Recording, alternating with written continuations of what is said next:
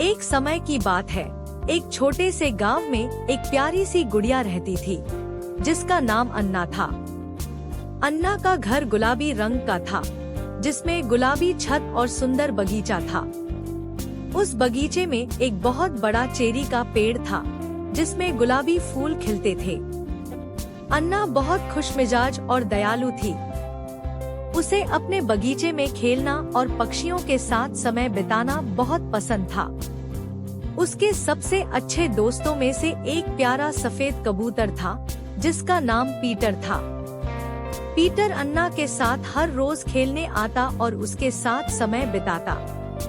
एक दिन अन्ना ने देखा कि पीटर के साथ एक नया दोस्त आया है, एक प्यारा गुलाबी पक्षी। वह पक्षी बहुत खूबसूरत था और उसकी चहचहाहट बहुत मधुर थी। अन्ना ने उस पक्षी का नाम रोजी रखा। रोजी भी अन्ना के बगीचे में बहुत खुश रहती और उसके साथ खेलती। अन्ना ने रोजी से पूछा, तुम कहाँ से आई हो? रोजी ने जवाब दिया, मैं एक जादुई जंगल से आई हूँ जहाँ सारे पक्षी बहुत खुश रहते हैं और वहाँ की दुनिया बहुत ही सुंदर है। रोजी ने अन्ना को जादुई जंगल के बारे में बहुत सारी कहानियाँ सुनाई। अन्ना का मन भी उस जादुई जंगल को देखने के लिए मचलने लगा। रोजी ने कहा, अगर तुम चाहो तो मैं तुम्हें उस जादुई जंगल में ले जा सकती हूँ। अन्ना बहुत खुश हुई और अगले दिन पीटर और रोजी के साथ उस जादुई जंगल की ओर चल पड़ी। चलते चलते वे एक खूबसूरत रास्ते पर पहुँचे जहाँ चारों ओर रंग बिरंगे फूल खिल रहे थे और मधुर संगीत बज रहा था। वहाँ के पेड़ और पौधे भी जादुई थे जिनमें अलग अलग रंगों के फूल लगे थे।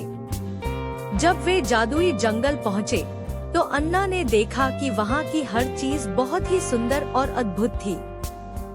वहाँ के पक्षी गाने गा रहे थे और तितलियाँ चारों ओर उड़ रही थी।